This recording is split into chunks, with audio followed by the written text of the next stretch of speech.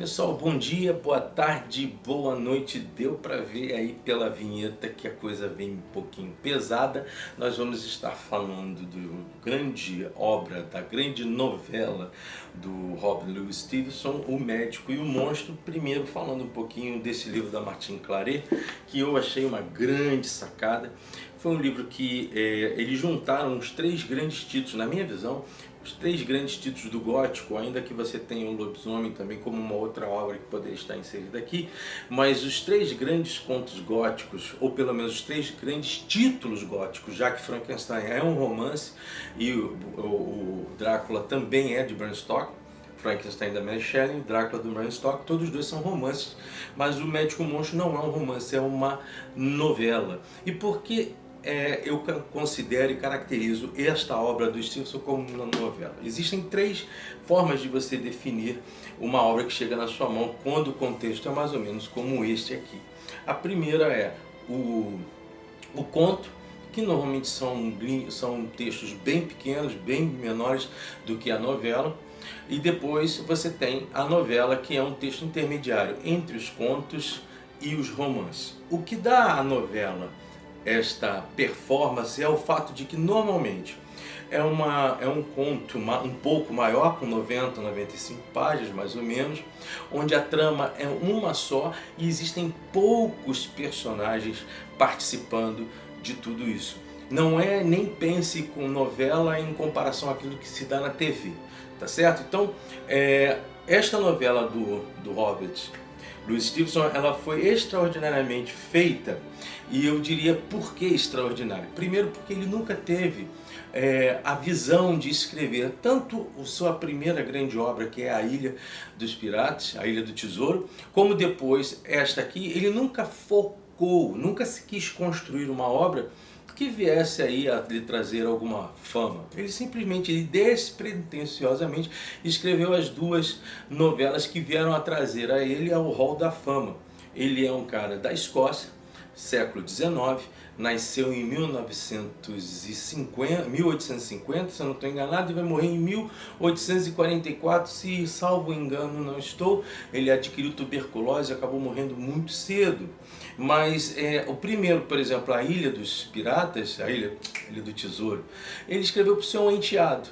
Nas viagens que ele teve que fazer, até por conta da doença, ele acabou visitando muitas outras cidades, entre elas Paris. Em Paris ele vai conhecer a sua esposa, que já tinha um filho.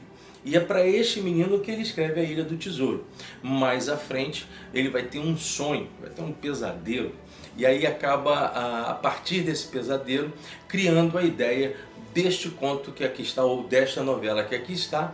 É interessante que ele conversou com a família sobre o enredo, eles não gostaram, ele pegou o calhamaço de papel e jogou na lareira, jogou no fogo. Logo depois se arrependeu e reescreveu aquilo que seria uma das obras mais conhecidas no mundo todo. Com absoluta certeza, creio eu, você já deve ter ouvido falar da história, e você também já deve ter tido a oportunidade de vê-la no cinema ou na TV. Esquece essas obras, hein? Porque elas têm uma linguagem, segundo cada uma a sua arte. A sétima arte tem uma linguagem diferente, por exemplo, da linguagem literária. Então vai ser inserido aqui personagens, principalmente personagens femininos, que não aparecem aqui dentro. Então provavelmente você já deve conhecer o fim do livro, mas eu vou fazer de tudo para não contá-lo, até porque, se você não leu, é um livro um trabalho de 96 páginas, e está inserido aqui na obra da Martine Claret. Existem também duas outras editoras que lançaram agora há pouco tempo, não, mas uma coisa de 5, 6 anos, entre 5 e 6 anos, a Antofágica fez uma obra maravilhosa, e também a Dark Side. Todas as duas fizeram, são livros mais grossos, porque eles vão usar de desenhos, aquela coisa que tanto a Antofágica quanto a Dark Side fazem, né? Sabem muito bem criar e editar uma obra. Inclusive você tem na da Antofágica o desenho do Ituzaga, que é um grande cartunista, é um cara que faz tanto para livro, como também vai fazer para a Ilha do Tesouro. Se eu não estou enganado, são obras que estão na mão da Amazon, então você só vai achar ali pela Amazon. Bom, quando a gente enxerga um pouco o Robert Louis Stevenson e tenta enxergar também o enredo que está inserido e a mensagem que despretensiosa, mas que foi construída pelo Stevenson e que nos chegou, é impossível que você primeiro não pense em algumas outras obras que andam similarmente ou ao lado do contexto inserido nessa novela. Primeiro, cabe a gente entender que o Stevenson faz parte daquela safra de escritores do tempo vitoriano, do período vitoriano. A Rainha Vitória, se eu não estou enganado, viveu até 1900, acho que ela morreu em 1900, mas o principal expoente disso tudo é, claro, o Charles Dickens, e o Charles Dickens deixa um legado para um monte de gente, entre eles o Robert Louis Stevenson, que aí sim, num contexto de comparação, ou pelo menos de uma identificação, quando ele vai escrever esse livro, já é no final, praticamente no final do século XIX, o que já acontecendo? Existem duas situações básicas e muito claras que talvez façam parte de todo o enredo e tenham influenciado a escrever um pouquinho sobre isso. Primeiro, é que já existia um certo senhor chamado Charles e que havia escrito esta obra aqui, A Origem das Espécies, tentando traduzir a realidade humana e também, não somente a realidade humana, mas o caos da natureza e o contexto da natureza sobre uma ótica um tanto quanto diferente daquela que a igreja defendia, ou mesmo dos aspectos ainda inseridos na ciência. Essa aqui vai ser, então, uma obra, digamos assim, inédita no decurso e nos debates científicos acerca das questões da vida, e ele vai escrever esse livro, ele fecha esse livro em 1859. Certo? Ao mesmo tempo, enquanto Stevenson ia escrevendo a sua obra, em Viena tinha um certo senhor chamado Freud, Sigmund Freud, tentando trabalhar os contextos da mente humana. É claro que eu não estou aqui buscando forçar influências nem de um ou outro autor para que o Stevenson escrevesse pensando nisso, mas também eu posso identificar que havia um ambiente que se discutia muito mais a questão essencial do homem, a essência humana, para o que ela se utiliza e para que ela serve. O que seria então a identidade humana? Não é à toa que em paralelo, mais à frente, mas já em paralelo, você tem o niilismo nascendo com muita força, negando tudo aquilo que havia sido construído na modernidade, ou pelo menos na Idade Moderna, e tentando trazer uma outra mensagem, daí o termo niilismo, em que nada se encaixa naquilo que foi anteriormente conversado. Você tem ao lado também Friedrich Nietzsche com o seu super-homem e as instalações, digamos assim, filosóficas que ele vem fazer para tentar dar uma certa transformação naquilo que anteriormente tinha como bases Kant e Hegel. Então, você tem todos os instrumentos que vão fazer com que vários autores comecem a escrever acerca de temas relativos a o ser humanidade. Uma situação que me parece muito interessante de destacar a você é que o que precede O Médico e o Monstro também é, na minha visão, a rainha da ficção científica, que é Mary Shelley. A Mary Shelley, através do seu Frankenstein, ela fará questionamentos interessantes quanto às relações inseridas na humanidade. Não é à toa que ela também é uma crítica, entre aspas, a partir do seu personagem, o monstro de Frankenstein, não o Frankenstein, o monstro Frankenstein, para descortinar muita coisa ruim que existia dentro de nós. Não é?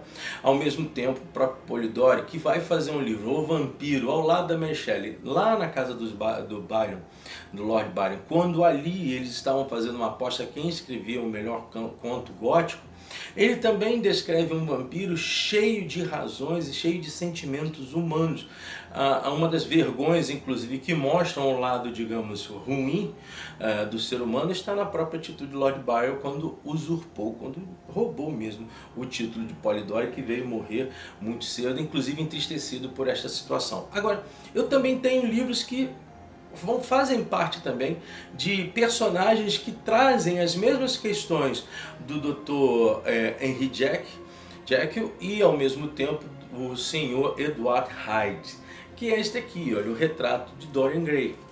O Dorian Gray que faz um pacto com um demônio e a partir daí ele se percebe como, ao mesmo tempo, um rapaz dócil, até inocente, e logo depois uma pessoa mordaz, uma pessoa que vive do amor do outro, uma pessoa egoísta, totalmente dominada pelas suas intenções e totalmente dominada pelas suas vontades, e que se sente capaz de superar a própria vida.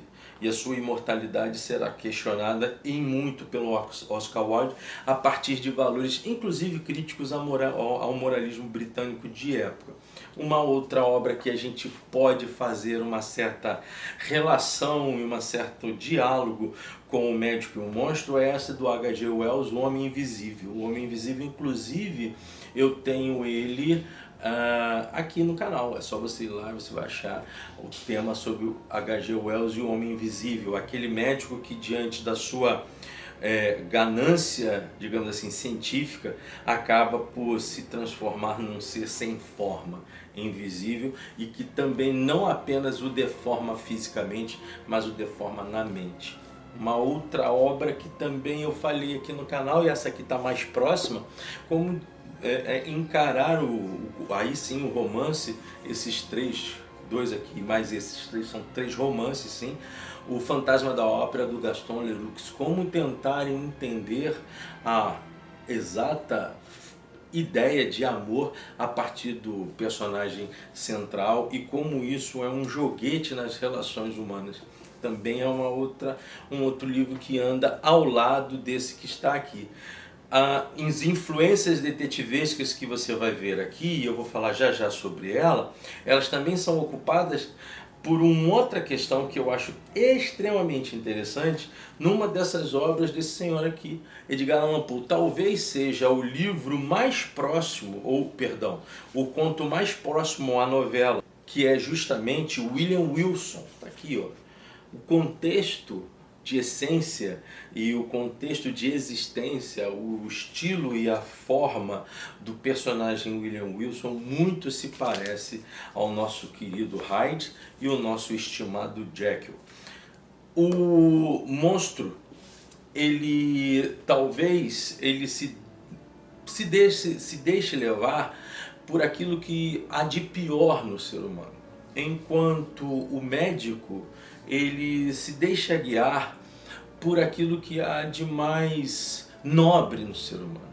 A grande questão dentro desse livro está no fato de que a essência do mal e a essência do bem, elas não podem ser separadas. Elas são conjuntas numa unidade, numa individualidade, numa personalidade. E esses instintos com os quais o Jekyll, o Dr. Jekyll vai procurar, acabam acidentalmente levando a várias condições vulcânicas quando se fala de sentimento. O livro começa com um certo senhor que está andando numa certa rua no meio da Londres nebulosa do século XIX e percebe que um outro senhor, mais franzino, com um rosto muito esquisito, acaba pisando as pernas de uma moça sem nenhum arrependimento e sem sentir nada e seguindo à frente. Enquanto a garota chora, este senhor acaba por tomar uma decisão: perseguir aquele tratante que machucou a menina e trazê-lo de volta para que ele pudesse pagar pelo que fez. E aí há um debate deste senhor, mas a família da menina, até que se acerta um valor que pudesse financiar aquilo que ele causou. E esse valor é de 100 libras. 100 libras não era pouco dinheiro. Então, não era um valor pequeno, então ele se compromete com isso e imediatamente entrega 10 libras para este senhor, mais a família, e eles são obrigados a ir com este lord, com esta figura, com este personagem até a sua casa, quando ele também entrega um cheque final. Só que este cheque está assinado pelo Dr. Jekyll. E o Dr. Jekyll, ele tinha um grande conhecido e amigo, que era o Sr. Utterson, que era o advogado de Jekyll. E que também acaba sendo informado por esta testemunha, que nada mais, nada menos era de Utterson, seu primo, de todo o ocaso.